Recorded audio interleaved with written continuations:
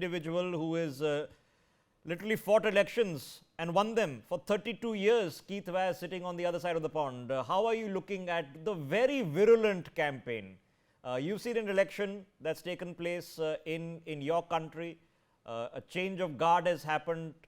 It was a tough election, but it was nowhere near as virulent as what you're seeing right now. What do you make of it? Good morning, I should say, from London to everyone. I know it's still evening for Spencer, and it's probably midday for you in New Delhi. But what an amazing contest. This is better than any Netflix series. You can't really make this up. It's The Simpsons meets House of Cards. And we don't even have an outcome. And we won't have an outcome till the very end. It is fascinating. For those of us outside America, who care about, and we desperately do care about, who's going to be elected President of the United States, it is going to go to the wire.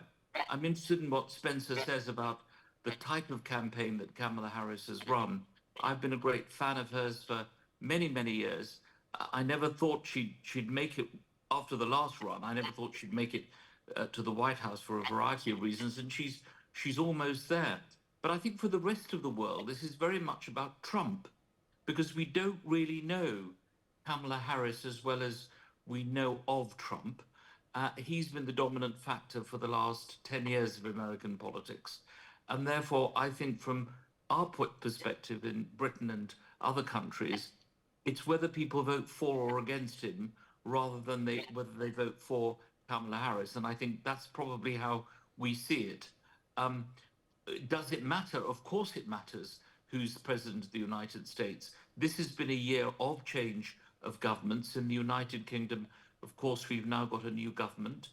In France, President Macron had a shock. He expected to win a majority in the French Assembly. He didn't manage to do so. I think everyone expected Narendra Modi to do better than he did in the election, talking about a landslide, 2/3 majority, all that kind of stuff. The Sri Lankan elections, nobody expected the kind of change that occurred there.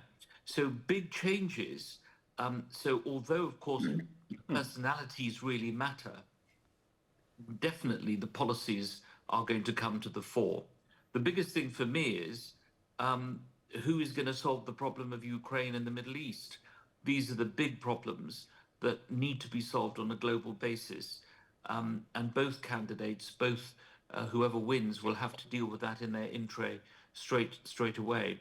But it is tough. I mean, you do carry on campaigning to the last minute. I know that I did in my elections till 10 o'clock. I was out there knocking on doors for a third of a century, and I'm sure they're going to do exactly the same thing. I think for Trump, he said this. Spencer will tell me if I'm wrong. He said this was his last election campaign, that he wasn't going to run again. This is what he said. I don't know whether that depends on whether he wins or loses, but that's certainly what he said. I mean, age-wise, he'll be, 70, 82, older than Joe Biden is at the moment if he runs again. Kamala Harris, probably, if she loses, will have another chance to stand again. But this is an all-or-nothing election. And therefore, why is we it? are waiting with bated breath. Mr. Vaz, why is it? Because are we overplaying it? Because we are all caught up in the emotion of it. Is there an existential crisis? Is this a ideological battle to the end? Yes, no, we're not overplaying it. American elections are fascinating because of this archaic system they've got because of the Second Amendment, where you don't have a popular vote that decides on who's going to be president. You have little states being able to control the voting, in a sense, and Pennsylvania compared to California. I mean, I know it's important as a swing state, but it's only got 19 electoral votes, whereas California and Texas and Florida have more. So it is important to the rest of the world because this is about war and peace. These personalities really do matter. And some of the things that both these candidates have said will have a profound effect on the economy of the world, in the foreign policy of countries like the United Kingdom, and in what happens elsewhere. Maybe not so much in India, because I don't think that the Indian electorate or China the Chinese people would be as affected as we would be in the United Kingdom, because, of course, we claim to have this very, very special relationship, which I'm not sure how it manifests itself. But after Brexit, we really do need the Americans if our economy is going to prosper. All So right. we're not overplaying it. Absolutely very, very important, the most important election of this year. Let me flip the question around, because it's Donald Trump that is saying that during my time there was relative peace in the world.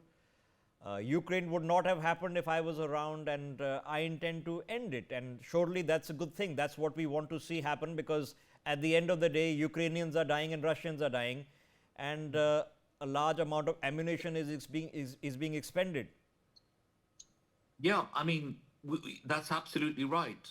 Of course, the reason being he appeared to be a buddy of President Putin, and therefore, obviously, it's easier for him to pick up the phone and talk to his friend than it is for other presidents and other political parties. But let's see if he wins tomorrow. And Spencer is the strategist. He's telling us for sure that Kamala Harris is going to be president, so we won't have that question to answer. But if Trump is president, is he going to stop the war on day one? If he's president, is he going to say to Netanyahu, you've got to stop bombing Gaza?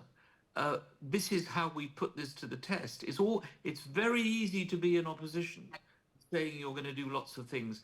But when you get into that Oval Office, you've got to make those decisions. And I'm not sure it's going to be as quick as he says it is going to be. Of course, with Kamala Harris, these wars will continue, maybe with a different emphasis. I'm hopeful that she will stop the war in the Middle East. I think she is strong enough to do that, and I think she can take more action over Ukraine. But she's not pledged to make the same changes that he is. Okay. So it may be the wars will go on. For more such videos, subscribe to the NewsX YouTube channel, hit the bell icon.